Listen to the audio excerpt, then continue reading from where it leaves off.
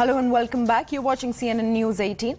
Now we are shifting our focus to some international news where the unrest in France continues as protests over 17-year-old youth death at the hands of the police escalate. Now protesters have set thousands of vehicles on fire, vandalized houses and shops while riot police officers tried to contain them. Now, the unrest prompted a crisis response from French President Emmanuel Macron, who held an emergency meeting with his Council of Ministers. Now, he blamed video games for the ongoing riots. Remember, the protests come after a police officer shot dead a teenager, Nahel, who was an Algerian of Algerian heritage, during a traffic stop in the Paris suburb of Nanterre earlier this week.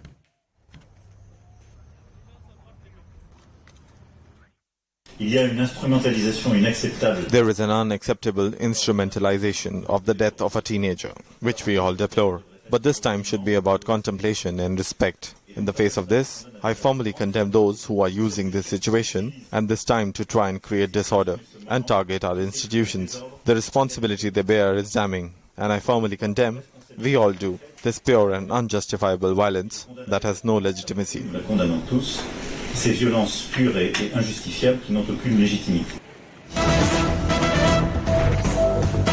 Well, cutting across to a breaking piece of input from France itself, where France is preparing for a partial internet shutdown in an attempt to disrupt the riots. Now, violent clashes and looting continued in France for a fourth day following the police shooting of a teenager.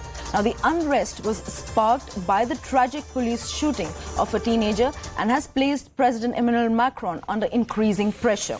Now, France, I like to repeat it for my viewers, is preparing for a partial internet shutdown in an attempt to disrupt the ongoing riots. Now, French president has also urged parents to keep children off the streets and blamed the social media. Now, 270 arrests have been made so far, and the French territories overseas are also experiencing unrest in the areas. The national football team has also called for peace, but so far the authorities are trying to focus on a partial shutdown in the